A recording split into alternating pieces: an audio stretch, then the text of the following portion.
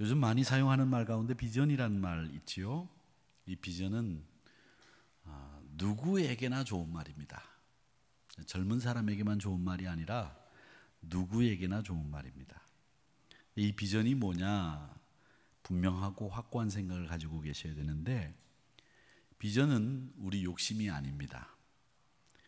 물론 나중에 개인의 업적이 될 수는 있겠지만 우리의 욕심을 따라 만들어지는 게 비전이 아닙니다. 또 비전은 단순히 미래에 일어날 일에 대한 생각이 아니라 우리 공동체에 유익함과 건강함을 주는 것이 비전입니다.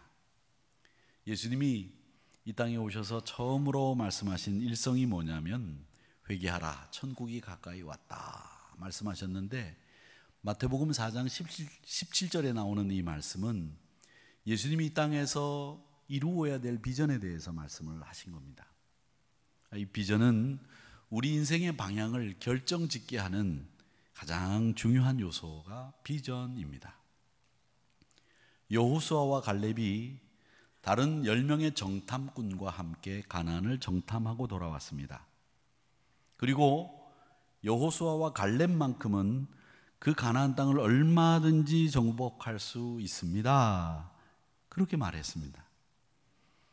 나머지 10명의 정탐꾼은 그 땅 사는 사람들도 등치가 산만하고 그들이 가지고 있는 철무기, 문명, 우리가 감당이 안 됩니다. 그렇게 부정적인 보고를 했습니다. 그러면 갈렙과 여호수아는 그 10명이 본 것과 다른 걸 봤느냐? 아닙니다. 똑같이 봤습니다. 갈렙과 여호수아도 가나안에 사는 사람들이 장대하다, 그들이 가지고 있는 무기 대단하다, 똑같이 느꼈을 겁니다. 그런데 그들에게는 하나님이 주실 약속의 땅에 대한 분명한 비전이 있었습니다. 그래서 우리가 할 수 있습니다. 그 사람들 우리 밥입니다. 이렇게 비전이 있는 사람들은 특징이 있습니다. 그 특징이 뭐냐면 현실의 장벽 앞에서 뒤로 물러서지 않습니다. 또 비전의 사람은 어떤 난관 앞에서도 멈추지 않고 앞으로 전진합니다. 비전이 그걸 그렇게 만드는 거죠. 오늘 이 말씀, 여호수아서 18장의 말씀은 비전을 잃어버린 이스라엘 사람들의 모습을 그려두고 있습니다. 비전을 잃어버리니까 지체하고 게으름 피우고, 가나안 땅이 약속의 땅임에도 불구하고 그저 그 자리에서 아무것도 하지 않은 채 그냥 서 있었습니다. 여러분에게도 비전이 있습니까? 그 비전이 나의 욕심이냐, 공동체에 건강함을 줄 수 있느냐, 한번 체크해 보십시오. 그리고 난관 앞에서도 멈추지 않고 전진할 수 있는가 물어보시고, 만약 그럴 수 있다면 여러분은 한낱 신기루에 지나지 않는 헛된 망상가가 아니라 정말 비전의 사람이라고 말할 수 있습니다. 이 비전이 사라지게 되면 오늘 이스라엘 사람들과 같은 이런 일들이 일어나는 겁니다. 지체하고 게을러지는 거죠. 3절을 같이 읽어보겠습니다. 시작. 여호수아가 이스라엘 자손에게 이르되 너희가 너희 조상의 하나님 여호와께서 너희에게 주신 땅을 점령하러 가기를 어느 때까지 지체하겠느냐. 책망의 말씀이죠. 기업을 차지 못하는 그 이유는 게으름 때문이었습니다. 이 게으름과 나쁜 요소들은요, 어떤 한 사람이 가지고 있으면 그게 곰팡이처럼 전체 공동체에 영향을 미칩니다. 우리 역시도 죄사함 받고 진노로부터 구원받았다고 고백하고 승리를 이야기하지만 그것으로 만족하고 안일하게 처신하거나 옛날에 신앙 좋았던 것을 생각하면서 만족하게 지내거나 이러면 비전이 사라지게 되고 지금 이스라엘 백성들처럼 지체하고 머뭇거리면서 그 자리에서 그냥 가만히 있게 되는 거죠. 열심히 하셔야 됩니다. 그리스도인들은 어제가 다르고 오늘이 다르고 내일이 다른 사람들입니다. 진보하는 삶을 사는 사람들이 그리스도인. 영 바꿀 게 없으면 머리라도 바꾸고 오세요.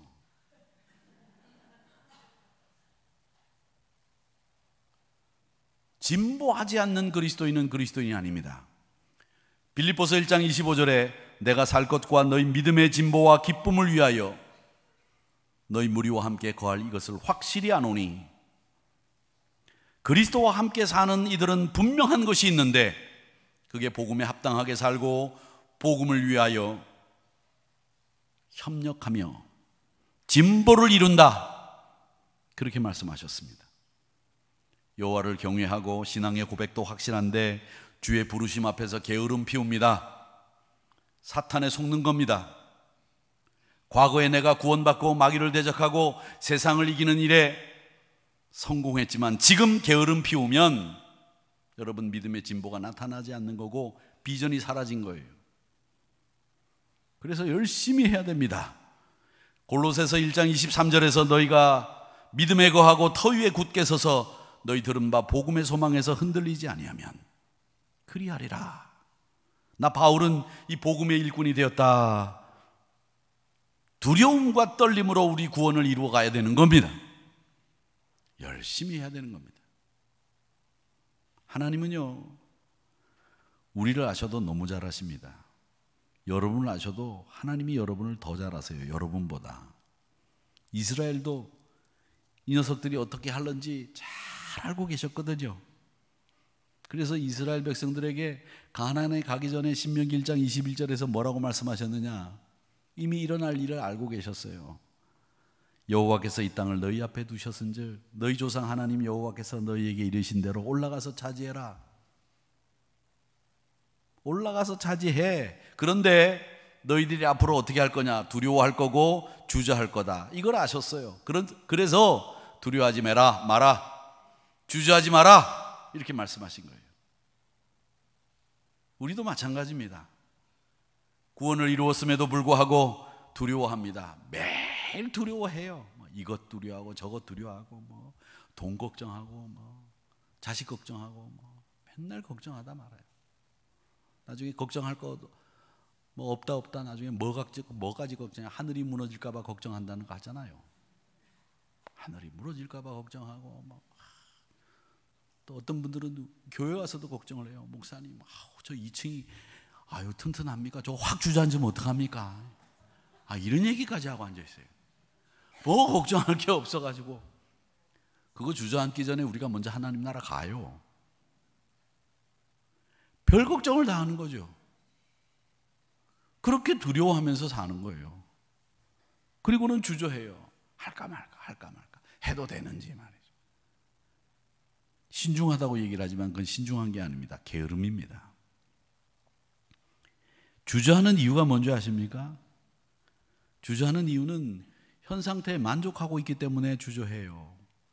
만족하라고 제가 말씀드립니다마는 여러분, 주어진 것에 대해서는 만족하세요. 만족하지 않으면 어떡할 거예요? 내 얼굴이 이렇게 생겼는데. 만족하세요. 그냥 이만큼 사는 것도 만족하세요. 주어진 것에는 만족하세요. 그런데 여러분이 이룰 것에 대해서는 더 절박하고 더 간절하고 힘써야 되는 줄 믿습니다. 그러니까 이룰 것에 대해서는 이만하면 됐어, 포기하는 거예요. 그럼 만족이 아니에요. 포기죠. 여러분이 누리는 것에 대해서는 충분히 만족하세요.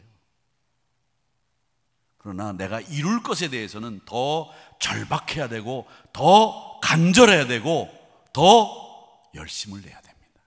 이게 다른 거예요.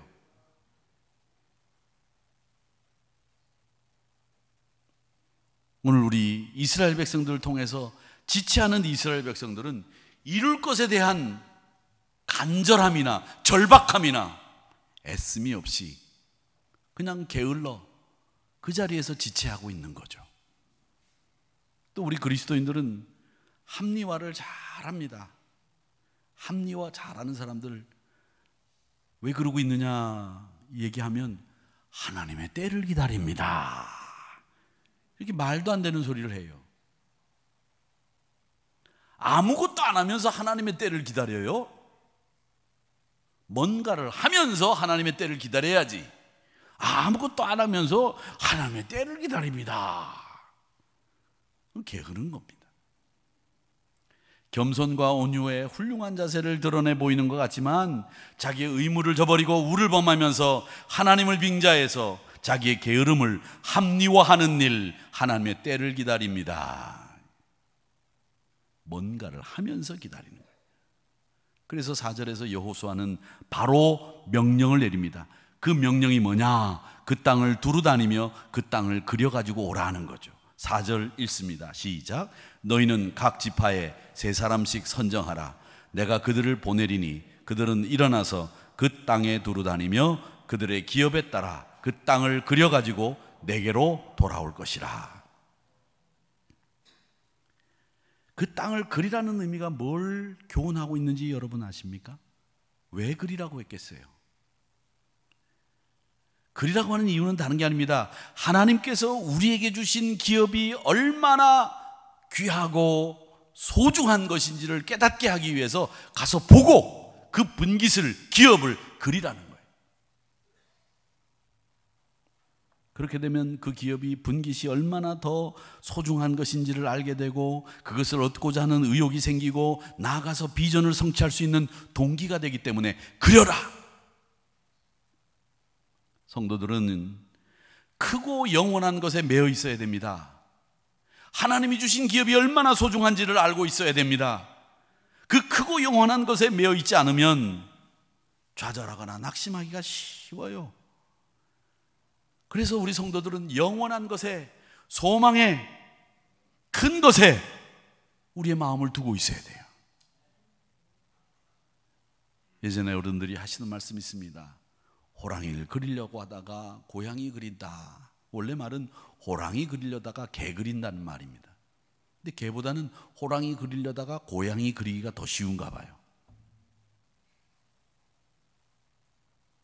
신자들이 개업하면 우리 교회에서 가져가는 액자 중에서 제일 많은 말씀이 욥기서 말씀입니다. 내 시작은 미약하나 내 나중은 장대하리라. 근데 요즘은 얼마나 경기가 안 좋은지 그걸 비틀어 가지고 얘기한대요. 내 시작은 장대하였으나 내 끝은 미약하리라. 지금 그렇게 신앙생활 하시는 분들이 많다는 거예요. 시작은 장대했는데 끝은 미약해. 용두삼입니다. 용을 그릴 때 중요한 머리부터 그립니다. 그러다가 용을 상징하는 머리를 다 그려놓고 그 다음에는 힘이 빠져요. 그래서 뒤로 갈수록 대충 그리다가 끝나고 보니까 그 뒤는 뭐가 됐느냐? 뱀꼬리로 마무리 짓고 마는 거죠. 그게 용두삼이에요.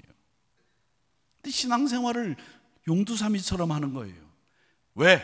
비전이 사라졌으니, 꿈이 사라졌으니 이스라엘 백성들처럼 지체하면서 머뭇거리면서 그 자리에 있으면서 용두삼이가 된 거예요.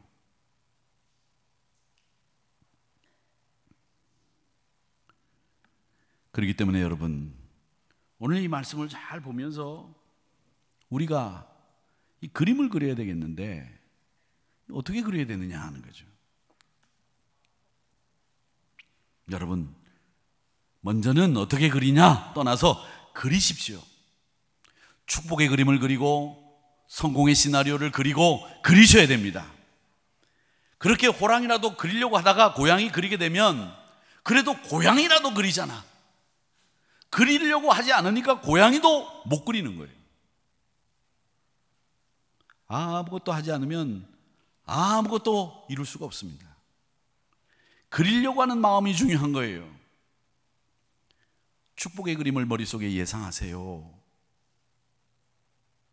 손주를 낳고 싶으면 머릿속에 그리는 거예요. 우리 손주들하고 쫙 앉아가지고 명절날 같이 예배드리면서 찬송 부르면서 밥 맛있게 해가지고 내가 음식 솜씨가 없으면 시켜서라도 시켜놓고 맛있게 먹으면서 그렇게 즐거운 상을 둘러앉아서 온 가족이 찬송을 부르는 그런 꿈을 머릿속에 그리세요. 그리지를 않아요. 땅 쳐다보고 땅이 꺼질라 한숨만 푹푹 쉬고 말이죠. 한숨 여러분들이 아무리 쉬어봐야 땅 꺼지나 보세요. 땅 안 꺼져요. 우리가 이 말씀에서 얻어야 되는 교훈은 시작하는 것이 안 하는 것보다 낫고 안 하는 것보다 그리시는 것이 훨씬 좋다는 겁니다. 그리세요. 두 번째는요, 같이 그려야 됩니다. 같이. 4절입니다. 같이 한번 읽어보겠습니다. 시작. 너희는 각 사람의 각 지파에 3사람씩 선정하라. 내가 그들을 보내리니 그들은 일어나서 그 땅에 두루 다니며 그들의 기업에 따라 그 땅을 그려가지고 내게로 돌아올 것이라. 각 지파에서 3사람씩을 선정하라고 했습니다. 12지파니까 36명이 가서 자기들이 받을 기업에 대해서 그림을 그리라는 거예요. 선명하고 완벽한 그림을 그리기 위해서는 한 사람이 보는 것보다 3사람이 보는 것이 더 정확하고 한 사람의 안목보다는 3사람의 안목이 얻을 게 더 많다는 걸 얘기하는 겁니다. 그래서 3사람씩 가서 그림을 그려라. 각각의 입장이 다르기 때문에 더 다양하고 창의적인 그림을 그릴 수 있다. 그래서 각 지파에서 자기들이 받을 기업에 대한 분깃에 대한 그림을 그리되 3사람씩 가라. 교회를 위해서 헌신할 때도 나라를 위해서 헌신할 때도 우리는 힘을 합해야 됩니다. 힘을 모아 관심을 가지는 일이 중요합니다. 여러분, 퍼즐을 맞출 때 아무리 꼬마라도 그 꼬마가 옆에 하나 있으면, 어린아이가 하나 있으면, 손주가 있으면 여기다 들어갈 이 퍼즐 그림을 못 찾고 있는데 그 녀석이 하나 떡 찾아가지고 와서 금방 쉽게 맞춰져 갖고 일이 쉽게 풀리는 일이 있어요. 아무리 어린아이라고 할지라도 함께 힘을 모으면 생각지도 않았던 일들이 술술 풀리는 일들 있습니다. 그 그림들을 모아서 좋은 그림이 되도록 만드는 창의적인 역할을 3사람이 하면 훨씬 더 좋다는 거예요. 그 그림을 실로 성소로 가지고 와서 하나님 앞에서 제비 뽑기 함으로 최종적으로 결론을 얻었습니다. 그 다음에 4절 말씀에 보면 그들의 기업을 따라 그 땅을 그려가지고 내게로 돌아오는데 그 땅에 두루 다니며 라고 되어 있습니다. 두루 다니며. 이 두루 다니며라고 하는 말씀은 무슨 말씀인가 하면 그림을 그리되 대충 그리란 말이 아니에요. 구체적으로 그려야 됩니다. 아주 디테일까지 잘 묘사해야 됩니다. 여러분, 기도할 때도 그냥 설렁설렁 기도하지 마시고 구체적으로 기도하세요. 구체적으로. 그렇게 배우지 않았습니까? 우리가 기도할 때 구체적으로. 지금도 제가 어릴 때 부흥회를 가면 부흥 강사 목사님들이 늘 하시던 기도에 대한 교훈들이 있는데, 기도할 때도 구체적으로 기도하라고 할 때 예화를 드는 게 뭐냐 하면, 배우자를 위해서 기도할 때 젊은이들이요, 구체적으로 기도하세요. 키는 1m 85. 학교는 무슨 대학, 성씨는 윤씨, 뭐 이렇게 해가지고 구체적으로 기도하라고 가르치지 않았습니까? 그리고 매일매일 기도하라고 그럴 때 어떻게 기도하라고 가르치셨습니까? 여자분들 요즘은 뭐 쌀을 이렇게 씻지 않지만 쌀 씻으면서도 내게 강가 같은 평화 이러면서 찬양하며 쌀 씻으라고 하고 기도하시라고 그렇게 가르치지 않았습니까? 구체적으로 그림을 그리셔야 됩니다. 사람이 귀찮아지고 흥미를 잃어버리고 비전을 상실해버리면 대충 넘어가는 거예요. 축복의 그림을 그리는데 대강 그리는 것 있을 수 없습니다. 제가 부임 신방을 하고 난 뒤에 제가 한 분을 아직까지도 기억하고 있는데, 권사님 한 분이 제게 A4 용지에다가 모나미 볼펜으로 그린 것 같은 그림 하나를 내놓으시는데, 그 그림이 뭐였느냐 하면 당신이 짓고 싶은 집 그림이에요. 근데 그게 무슨 뭐 요즘 건축 잡지에 나오는 디테일한 설계도에 의해서 멋있는 그런 집이 아니라 그냥 간단한 그림이에요. 근데 그 권사님의 그 그림을 제가 아직도 잊지 않고 있습니다. 아직도 그 집이 완성되지 않았지만 그렇게 그림을 가지고 신앙생활을 해야 저는 지을 수 있다고 믿고 그분이 꼭 복의 주인공이 될 줄로 저는 믿습니다. 정확하고 구체적으로 그림을 그리세요. 이 구체적으로라고 하는 말이 바로 땅에 두루 다니며 라고 하는 말씀입니다. 두루 다니며 라고 하는 말이 구체적으로 그림을 그리라는 말입니다. 이 구체적이라는 말은 저는 이렇게 해석하고 싶어요. 믿음의 사람들에게 구체적이라고 하는 말은 상세하게 그리라는 말도 되지만 이보다 더 중요한 뜻이 있습니다. 그게 뭐냐? 믿음의 사람들에게 있어서 구체적이라고 하는 말은 뭐냐? 성령을 쫓아. 성령을 쫓아입니다. 왜냐하면 우리 인간은요 항상 이 소욕이라고 하는 것을 쫓아가요. 소욕이라고 하는 게 뭐냐면 우리 욕심만을 얘기하는 게 아니라 이 소욕이라고 하는 말을 할 때는 어떻게 얘기하느냐면 육체의 소욕, 육신의 소욕 이렇게 얘기합니다. 왜? 소욕은 육신 때문에 나오는 것이기 때문에 육신의 소욕 이렇게 얘기하는데 이 소욕에 사로잡히면 어떻게 되느냐? 나타나는 현상이 있습니다. 그게 뭐냐? 하나님보다 나를 앞세우는 거예요. 늘 하나님이 앞세워져야 되는데 하나님보다 내가 앞세워지면 이건 다 육체의 소욕이에요. 무슨 일이 됐든지 간에 갈라디아서 5장 16절 이하에 보면 성령의 9가지 열매 이야기가 나옵니다. 그러면서 우리에게 성령으로 행하라고 말씀하시고 있는데 행하는 행하는 건 다른 게 아니에요. 쇠소리 내고 할렐루야 이러고 예언 방언하고 이게 성령으로 행하는 게 아니고 성령으로 행하는 것은 다른 게 아니라 나보다 하나님을 앞세우는 거, 그게 성령을 따라 행하는 겁니다. 그래야 성령의 9가지 열매가 맺혀져요. 나보다 하나님을 앞세우면서 행하는 거, 그게 성령을 쫓아 행하는 것이고 그래야 성령의 9가지가 열매가 맺혀지는데 그 성령의 9가지 열매가 뭡니까? 뭐예요? 우리 교회 계단을 올라오다 보면 한자로 쓰여져 있는 성령의 9가지 열매, 갈라디아서 5장 16절의 말씀이 한자로 써져 있어요. 지금 깜짝 놀라는 분이 계실 거예요. 야, 그게 성령의 9가지 이야기였구나. 내려가면서 서서 잘 봐야지. 그 9가지 열매가 뭡니까? 2부 예배 때도 9가지 열매가 뭡니까? 그러니까 꿀먹은 봉우리.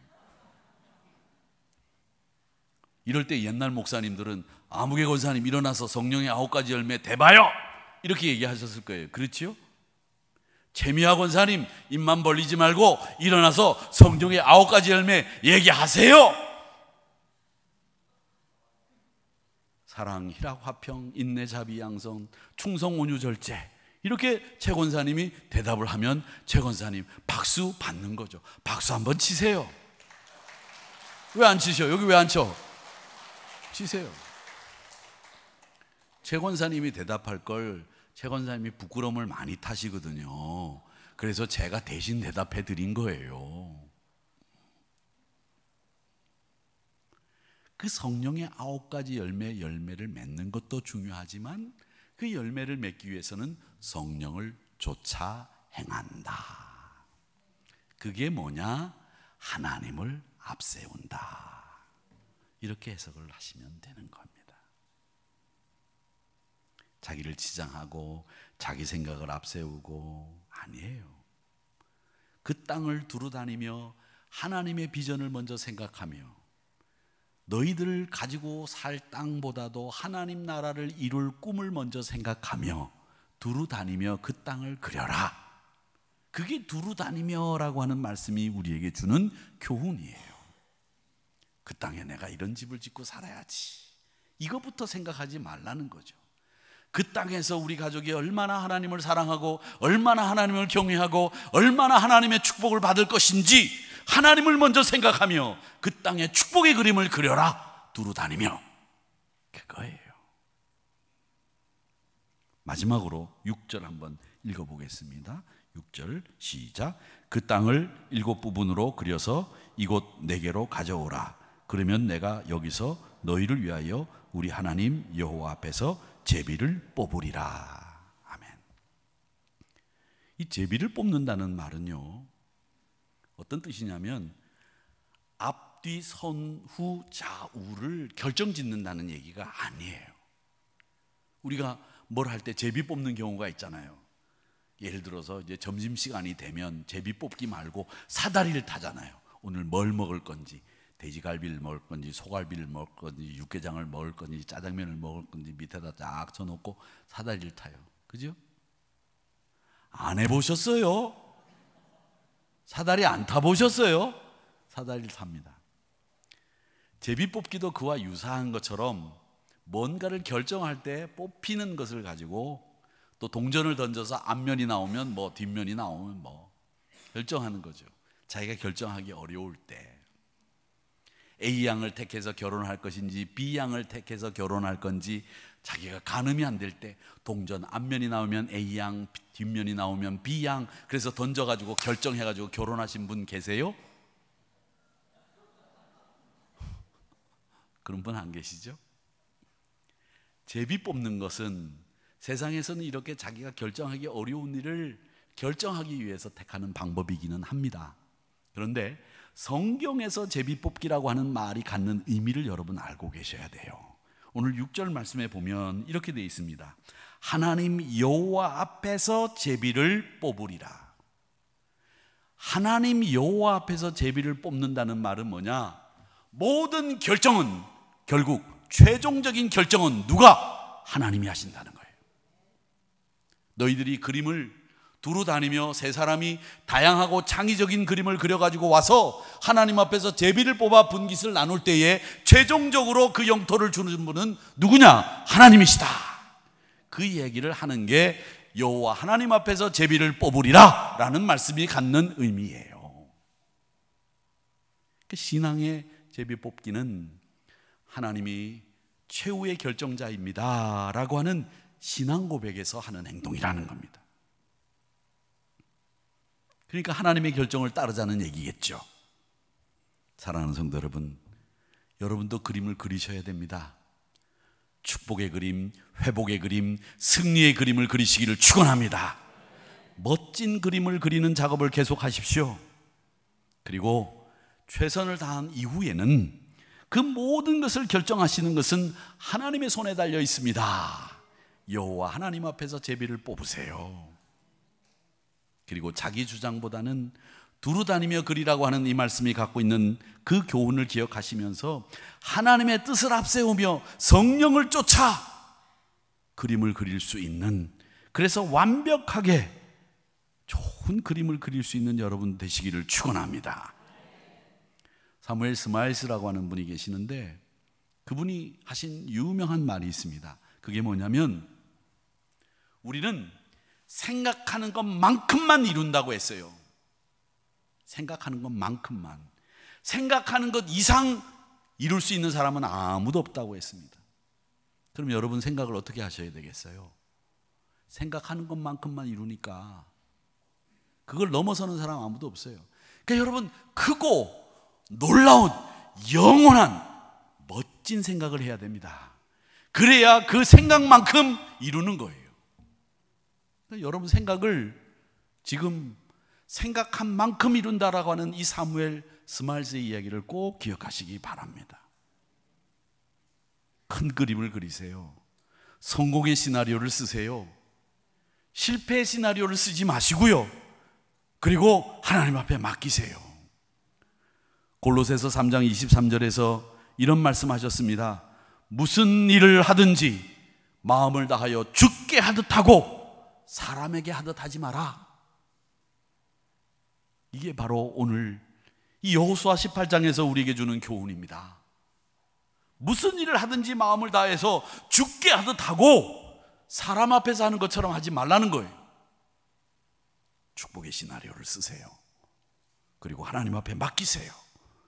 여러분에게 주신 비전, 성령을 좇아 하나님 앞에 맡기고 그리시면 여러분에게 놀라운 일들이 일어나게 될 줄로 믿고 그 은혜에 감격하며 한 주간도 승리하시는 우리 한우리 성도님들이 되시기를 주님의 이름으로 축복합니다.